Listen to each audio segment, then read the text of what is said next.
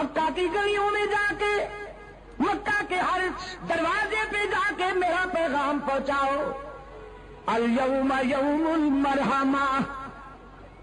آج بدلے اور انتقام کا دن نہیں، آج عبداللہ کا یتیم تمہیں معاف کرنے کے لیے آیا ہے، آج آمنہ کا لال تمہیں دامن رحمت میں چھپانے کے لیے آیا ہے۔ پھر حضرت سعد رضی اللہ تعالیٰ عنہ نے فوجی ترنگ اور فوجی مستی میں یہ سلوگن بلند کیا، یوم یوم الملحمہ، ہمیں ستانے والوں تیار ہو جاؤ، آج ستائے جاؤ گے۔ کل تمہارے ہاتھ میں تلوار تھی، ہماری گردنیں ہوا کرتی تھیں، آج محمد کے رضاکار آ گئے ہیں 10,000، آج ہماری تلوار ہوگی اور تمہاری گردنیں ہوں گی۔ ہوا کی لہروں نے حضرت سعد رضی اللہ تعالیٰ عنہ کا یہ جذباتی ماٹو بارگاہ رحمت تک پہنچایا۔ رسول اکرم صلی اللہ علیہ وسلم نے حضرت سعد کو اپنے پاس بلایا، فرمایا سعد تم کیا کہہ رہے ہو؟ عرض کیا اللہ کے رسول، میں اسلام کے دشمنوں کی حوصلہ شکنی کرتے ہوئے یہ کہہ رہا ہوں، الیوم یوم الملحمہ، آج تصادم کا دن ہے، آج ٹکر کا دن ہے، آج انتقام اور بدلے کا دن ہے۔ رحمت للعالمین صلی اللہ علیہ وسلم کی آنکھوں میں رحمت کے موتی تیر آئے۔ حبیب کبریا صلی اللہ علیہ وسلم نے فرمایا سعد تم انتقام کا نعرہ بلند کرتے ہو، میری رحمت کو تکلیف ہوتی ہے، نعرہ تکبیر، میرے ضمیر پہ چوٹ لگتی ہے، تمہیں یہ نعرہ بلند کرنے کی اجازت نہیں۔ حضور نے تعذیباً وہ پرچم لے کر ایک اور رضاکار کے حوالے کر دیا۔ صحابہ کرام نے عرض کیا اللہ کے رسول، ہمیں تو ان سنگ دلوں کا وہ ماضی یاد ہے کہ جب انہوں نے بلال کو گرم ریت پر لٹا دیا، جب ان آدم خوروں نے سمیہ کو مکہ کے چوراہے پہ 2 لخت کر دیا، ہمیں تو ان آدم خوروں کی وہ زیادتیاں یاد ہیں۔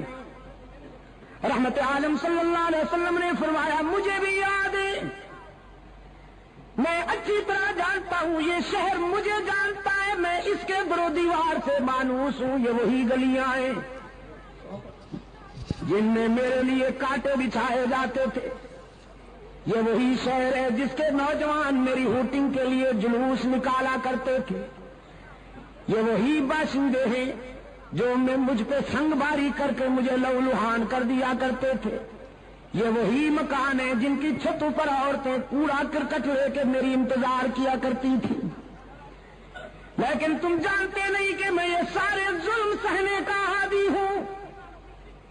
یہ ستانے کے عادی ہیں، ہم معاف کرنے کے عادی ہیں، ان کے دامن پتھروں سے بھرے ہوئے ہیں، ہمارا ظرف عفو و درگزر سے معمور۔ شاید تمہیں وہ یاد نہیں کہ یہ ساری چوٹیں سہ کر میں بیت اللہ میں پہنچتا جبکہ میرے جسم سے خون بہ رہا ہوتا، جبکہ میرے پاؤں میں کانٹے چبھے ہوئے ہوتے، جبکہ میرے جذبات ان کے سنگین ناروں سے زخمی ہوتے، میں بیت اللہ میں جا کے کیا کہا کرتا تو تمہیں کچھ یاد ہے کہ نہیں؟ بیت اللہ میں جا کے عبداللہ کا یتیم اللہ کے حضور عرض کرتا میرے معبود، اپنے محبوب کو زخمی دیکھ کر کہیں تیرا غضب جوش میں نہ آ جائے، تو نے دیکھا کہ ستایا گیا ہوں، تو نے دیکھا کہ سنگ باری کی گئی ہے مجھ پر، تو نے دیکھا کہ میرے جسم سے لہو ٹپک رہا ہے، تو نے دیکھا کہ مجھ پہ کوڑا پھینکا جا رہا ہے، تو نے دیکھا کہ میری کردار کشی کی مہم چلائی جا رہی ہے، سوشل بائیکاٹ کیا جا رہا ہے، لیکن میرے معبود میں تیرے در پہ اس لیے نہیں آیا کہ اپنے ستانے والوں کی ہلاکت و بربادی کی دعا کروں، میں تو تیرے در پہ اس لیے آیا ہوں کہ زندگی کے کسی مرحلے پر اگر ان کے مظالم اور ان کے ستم ہائے مسلسل کی وجہ سے یہ تجھ سے دعا کروں کہ خدا بندہ انہیں تباہ کر دے، انہیں ہلاک کر دے، تو تجھے اس گھر کی عظمت اور میری محبت کا واسطہ کہ میری وہ ہلاکت والی دعا کبھی قبول نہ کرنا، اگر میں کہوں بھی تو انہیں ہلاک نہ کرنا۔ وہ ہاٹ کے دوستو، عزیز نوجوانوں، جنگ میں بڑے بڑے لوگوں کا اشتعال قابو میں نہیں آتا، بڑے بڑے لوگ اپنی عظمت فراموش کر بیٹھتے ہیں، لیکن رحمت عالم صلی اللہ علیہ وسلم کے اعتدال و توازن کا اندازہ کیجیے کہ میدان جنگ میں ایک کافر کی تلوار حضور پہ اٹھی، اللہ نے اپنے محبوب کی حفاظت فرمائی، اس کا وار خطا گیا، اب رحمت عالم کی تلوار اٹھی،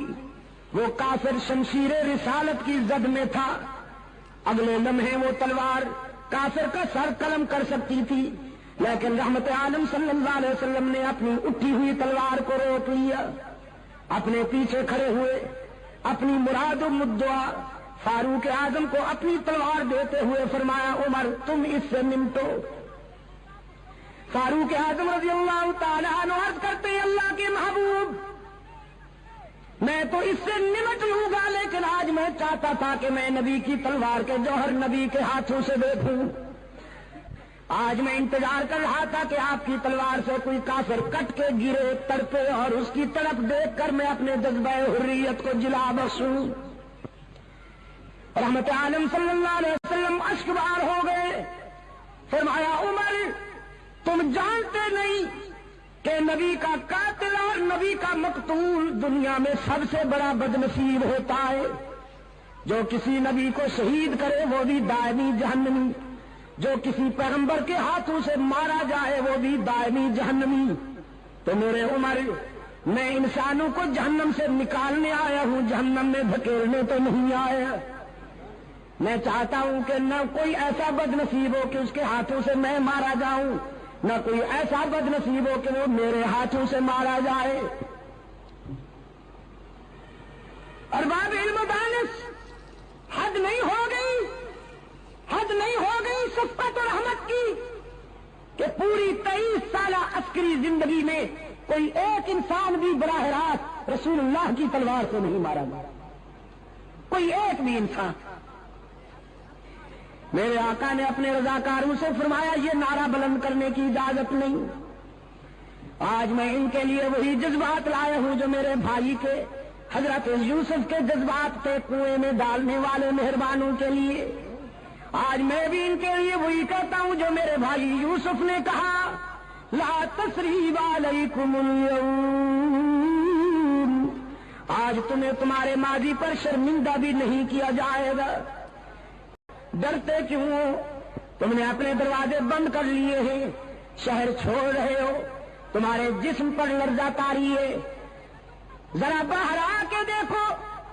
آج مکے میں فاتح بن کے آنے والا کوئی مادہ پرست شہنشاہ نہیں، آج فاتح بن کے آنے والا محبوب کبریا ہے۔ وہ انتقام کے جذبات نہیں لایا، وہ درگزر کے جذبات لایا ہے۔ رسول اکرم صلی اللہ علیہ وسلم نے اپنے غلاموں سے فرمایا، جا کے بچوں سے کہہ دو ڈرنے کی ضرورت نہیں، محمد عربی تمہیں یتیم بنانے نہیں آیا۔ جا کے بیٹیوں سے کہہ دو، میری بیٹیوں ڈرو نہیں، تمہاری آبرو پہ کوئی شبخون نہیں مارے گا۔ جا کے ماؤں سے کہہ دو، تمہاری مانتا نہیں لوٹی جائے گی۔ جا کے بہنوں سے کہہ دو، تمہارے سروں سے دوپٹے نہیں اتارے جائیں گے۔